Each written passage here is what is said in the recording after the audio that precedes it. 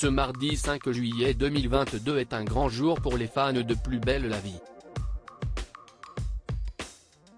France 3 diffuse un nouveau prime événement baptisé Retrouvailles. L'occasion de notamment retrouver Dounia Cohézin, qui avait quitté la série il y a 8 ans. Un comeback sur lequel l'interprète de Johanna s'est confiée auprès de Nous Deux. J'y étais retourné à l'occasion de courtes intrigues. Mais ça m'a chamboulé de revenir sur les lieux en sachant que tout allait disparaître, alors que j'ai grandi là. C'était émouvant. Ça m'a rendu nostalgique.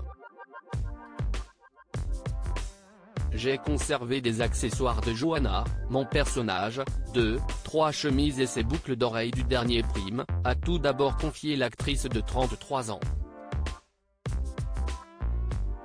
Dounia Cohézin était heureuse de revenir au Mistral pour de nouveau se mettre dans la peau de son personnage mais aussi pour retrouver ses collègues avec lesquels elle a su entretenir une belle complicité.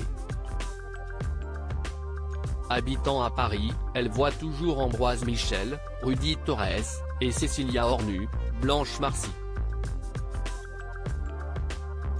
Mais il y a des acteurs comme Aurélie Vanek, Ninon Chaumette, qui résident dans le sud de la France et qu'elle n'avait pas vu depuis une éternité. C'était donc encore plus touchant et joyeux de la retrouver parce qu'on s'était perdu de vue, a-t-elle précisé. Dounia Cohézin a aussi parlé des liens très forts qu'elle entretient avec Marouane Berreni, Abdel Fedallah, l'un de ses meilleurs amis, Elodie Varlet, Estelle Cantorel, Joachim Latsko, Gabriel Riva, et Laurent Keruzoré, Thomas Marcy. Je suis arrivé dans cette série quand j'avais 15 ans. J'ai grandi avec tous les gens qui y travaillaient, s'y estime ma deuxième famille. J'y ai construit mon univers amical. Cette série m'a permis de me construire à plein de niveaux, a-t-elle déclaré. Elle avait donc le cœur lourd en apprenant que la série allait tirer sa révérence à la fin de l'année. Ça m'a fait l'effet d'une bombe. Je ne tournais plus dedans, ça a donc été moins pesant pour moi que pour ceux qui y jouent encore.